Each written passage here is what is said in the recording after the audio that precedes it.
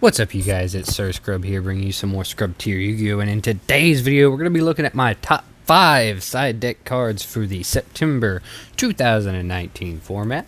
But before we get to today's video, please be sure to leave a like and subscribe, and let me know your thoughts down in the comment section below. And if you do want to see more creative videos from me, please be sure to check out my Patreon, PayPal, and DCG Player store, all linked down in the description. All proceeds go to help the channel to grow, get better, get bigger, get stronger. But with all that junk out of the way, let's go ahead and jump both feet into today's video. Starting off with number 5. Number 5 has got to go to Solemn Judgment. Now, this is a powerful card for any deck to have. Control decks are probably main decking this card, but I'm specifically talking to you combo players out there. This is a great 1-for-1 trade with Dark Ruler No More. Even when your opponent doesn't have Dark Ruler No More, this card is still a solid Omni Negate with virtually no cost.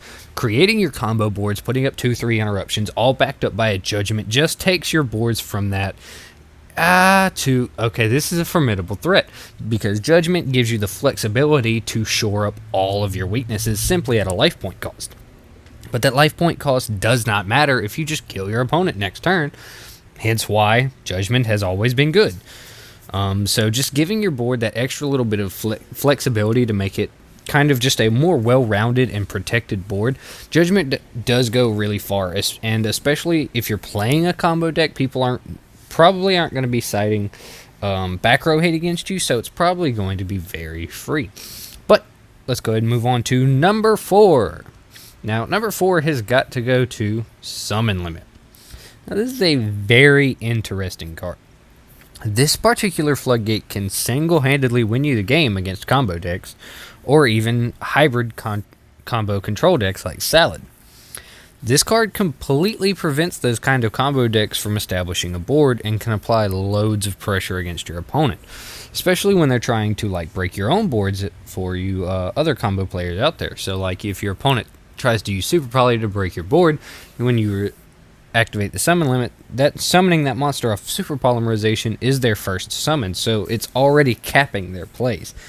Not to mention it remembers, so like if they've already summoned twice and then you activate it, it still counts those 2 summons for the turn. So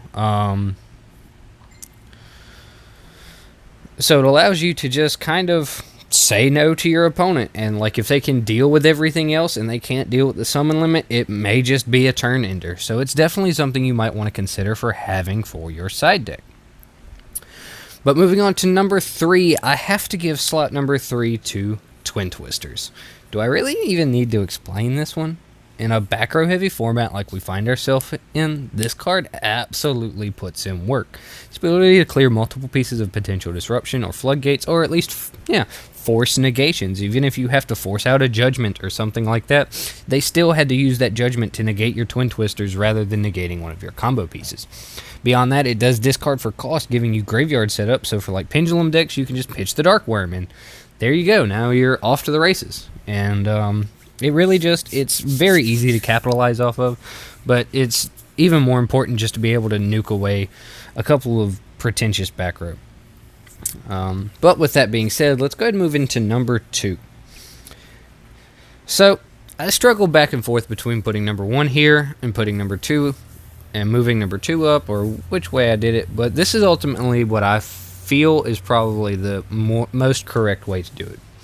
The number 2 slot I have to give to Nibiru. Now, I bet you all were kind of expecting this to be number 1. But I don't think Nibiru is going to be as impactful as it could have been, considering everyone is already playing around it, or is building their decks to prevent it.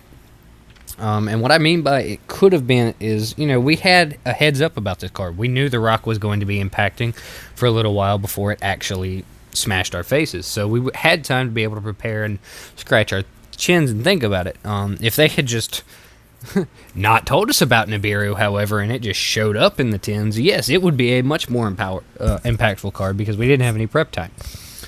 And Nibiru also has this weird paradox. The more play it sees, the worse it is, because the more people are going to play around it, because it's a turn ender, and if you don't respect it, it will win your opponent the game. And so it's one of those cards, as long as it's circulating back, or as long as it's circulating around, people are going to have this on their radar. So I don't think I could justify giving it the #1 spot, considering just how much counterplay, because everyone's on the lookout for this card.